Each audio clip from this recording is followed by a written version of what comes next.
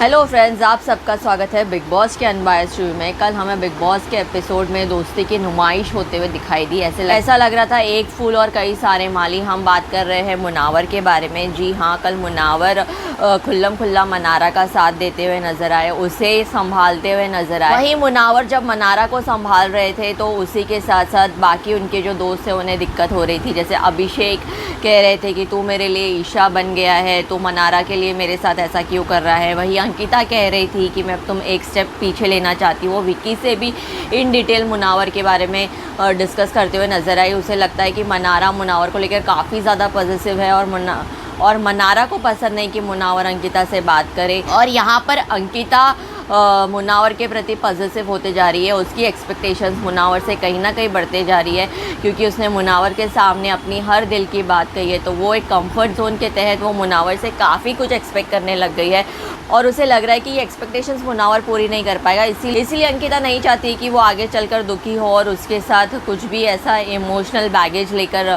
वो इस शो से बाहर जाए। इसीलिए वो यहाँ पर कट ऑफ करना चाहती है। ये उसने मुनावर को समझाया। कल मुनावर और अभिषेक के साथ थोड़ा सा ऐसा आर्ग्यूमेंट टाइप नज़र आया। वहीं दूसरी तरफ अंकिता के साथ भी मुनावर का एक छोटा सा आर्ग्यूमेंट नज़र आया। मनारा दिन भर रो रही थी, मुनावर को कह रही थी तुम मेरे पास मत आओ, तुम भी मुझसे इरिटेट हो चुके होंगे। मनारा को कल आधे से ज़्यादा घर समझाते हुए नज़र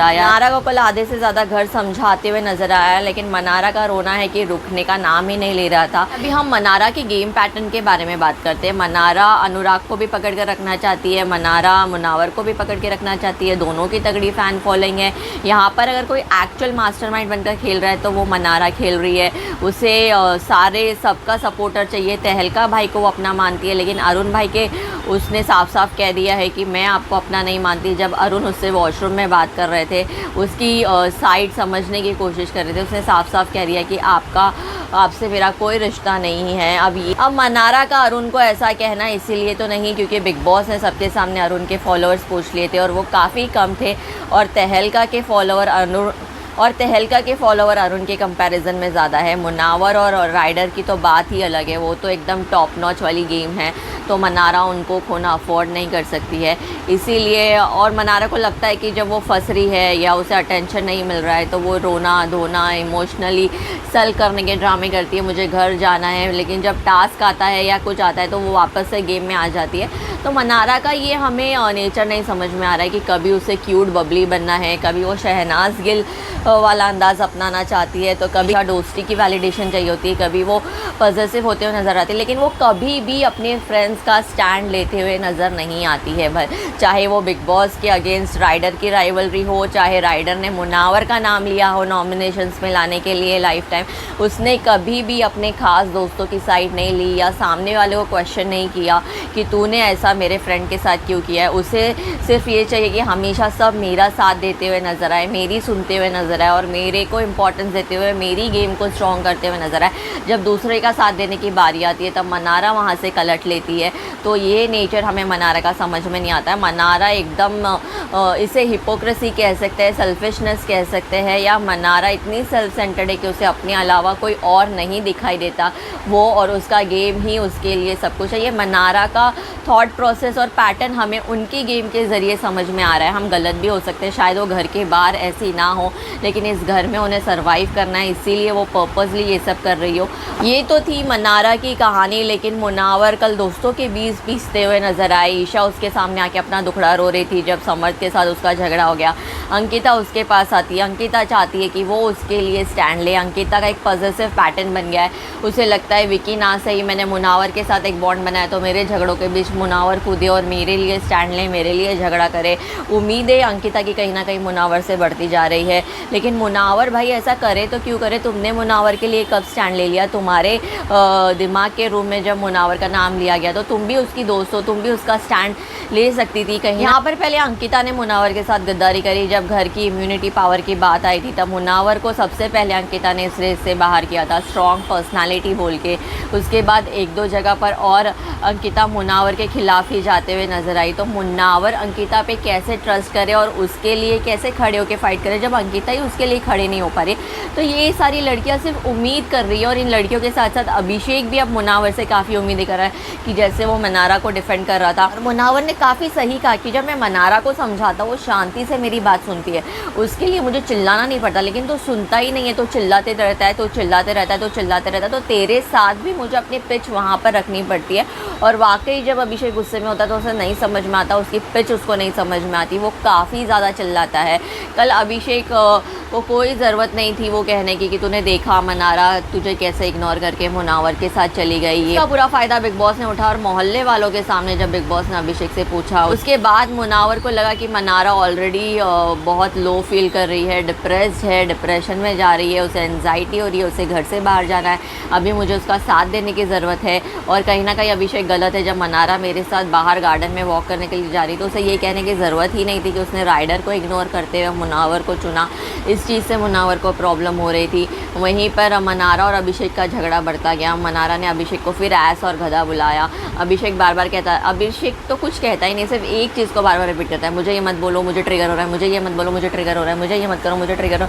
तो तू भी तो लोगों को ट्रिगर करता है अभिषेक, जब वो तुझे ट्रिगर करते हैं तो तेरा ऐसा अंदाज़, ऐसा नज़रिया, तू चाहता है, मतलब अभिषेक का ऐसा नेचर बन गया है कि वो किसी के साथ कैसे भी बदतमीज़ी करे, किसी भी नोट पर बात करे, कितना भी हाई पिच रखे, लोगों को रिएक्ट नहीं करना चाहिए, लोगों को उसे एक नॉर्मल लोगों को उसको एक नॉर्मल तौर पे लेकर इग्नोर कर देना चाहिए। और जब लोग ऐसा करें, उनके मूड स्विंग्स होए, तो वो अभिषेक नहीं ले पाता है। तो अभिषेक ये बात तो तुझे समझनी होगी कि जो तू देता है लोगों को वो तुझे लेना भी आना चाहिए, वो एक्सेप्टेंस भी तुझ में होनी चाहिए जो तुझ में बिल्कुल भी नहीं है।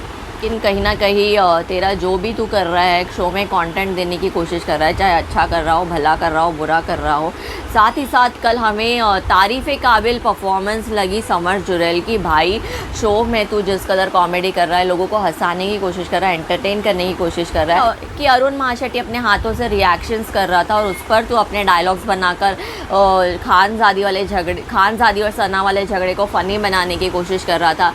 लेकिन कहीं ना कहीं समर्थ का लोगों को एंटरटेन करना उल्टा पड़ गया। खानजादी ने इसको काफ़ी ज़्यादा पर्सनली ले लिया, वो फिर से अपने डिप्रेशन मोड में चले गई, रोना धोना सल करना सब कुछ एक साथ हो गया। बिग बॉस ने जहाँ पर पास्ता टास्क रखा था उसमें भी खानजादी ने हिस्सा नहीं लिया।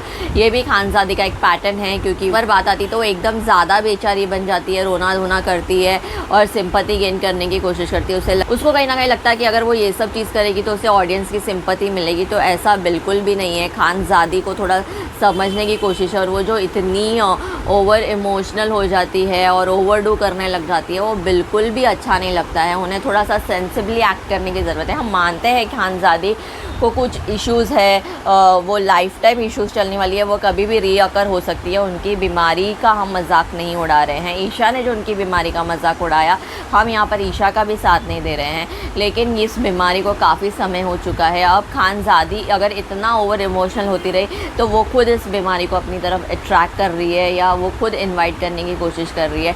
इतना भी खानजादी को आकर कोई पर्सनली टारगेट नहीं कर रहा है, इसीलिए बिग बॉस भी खानजादी की ये सारी चीज़ें एंटरटेन नहीं कर रहे हैं, क्योंकि लोग मजाक भी कर रहे हैं तो वो पर्सनली लेकर डिप्रेस हो जाती है, शेल में चली जाती है, रोना धोना करने लग जाती है।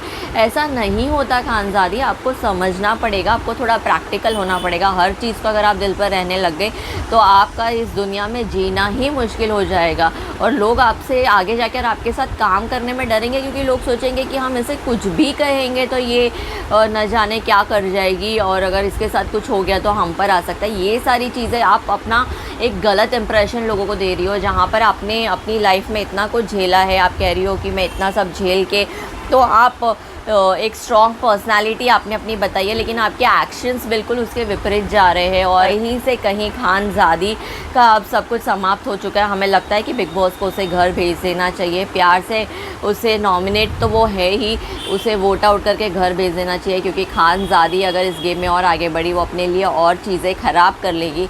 इसी के साथ साथ कल बिग बॉस ने नील को पावर दी कि पूरा राशन नील के हाथ में आएगा और उसकी मर्ज़ी है उसको कैसे लोगों को बांटना है। नील तो शो की शुरुआत में हमें ऐश्वर्या से डिस्कस करते हुए नज़र आए कि उसको विकी को डर में रखना है, नॉमिनेशंस के डर में रखना है, उसका विकी का डर कायम रखना है। और उसके बाद जब नील के हाथ में राशन पावर आया तो बिग बॉस को लगा कि इस बार नील थोड़ा सा नेगेटिव साइड दिखाएंगे, लोगों को तरसाएंगे, गिड़गिड़ाने लगाएंगे, कुछ करेंगे। लेकिन नील ने अपनी काइंडनेस दिखाते हुए सारे कमरों में इक्वली राशन डिवाइड किया ताकि राशन वेस्ट ना हो। अनाज की जिस कदर करते हुए नील ने लोगों का ख्याल रखा, उसका रिटर्न भी नील को मिला। दिल के कमरे वाले नील का जय जयकार करते हुए नज़र आए। नील को हमेशा के लिए नॉमिनेट किया है। उन्होंने नील को एक्सप्लेनेशन देते हुए नज़र आए कि सेम सिचुएशन हमारी थी, सेम सिचुएशन तेरी थी, तू चाहता तो भी लोगों को दुखी कर सकता था, लेकिन तूने वो नहीं किया, तूने अपनी अच्छाई दिखाई और सबको राशन इक्वली दिया, उसके लिए थैंक यू। नील ने भी विकी से कहा कि इस पर मुझे कोई एक्सप्लेनेशन नहीं चाहिए कि तूने क्या किया, क्योंकि इस चीज़ का मतलब नहीं है, तूने जो करना था वो तूने कर दिया और अब ये चीज़ ठीक नहीं हो सकती है, तो प्लीज़ मुझे इस चीज़ का एक्सप्लेनेशन नहीं चाहिए और मुझे तुझसे किसी भी तरह का इंटरेक्शन नहीं करना है। हमें नील की ये सारी चीज़ें जस्टिफाइड लगी कल, लेकिन कल हमें नील का एक काइंड और सेंसिबल साइड नज़र आया जो काफ़ी अच्छा था। ऐश्वर्या इस चक्कर में नील से गुस्सा हो गई। रिंकू ने भी कहा तुम्हें फादर फिगर बनना बंद करना होगा, पर नील कह रहे जब लोग मेरे पास आते तो मैं क्या करूं, जो मैं फ़ील करता हूं मैं बोलता हूं और इससे ज़्यादा मैं कुछ नहीं कर सकता, मैं अपने आप को बदल कर यहाँ पर नहीं जी सकता है, ऐसा नील का कहना था। तो ये था आज का मेरा रिव्यू। अगर आपको मेरा रिव्यू पसंद आया तो प्लीज़ मेरे चैनल को लाइक, सब्सक्राइब और शेयर ज़रूर कीजिए।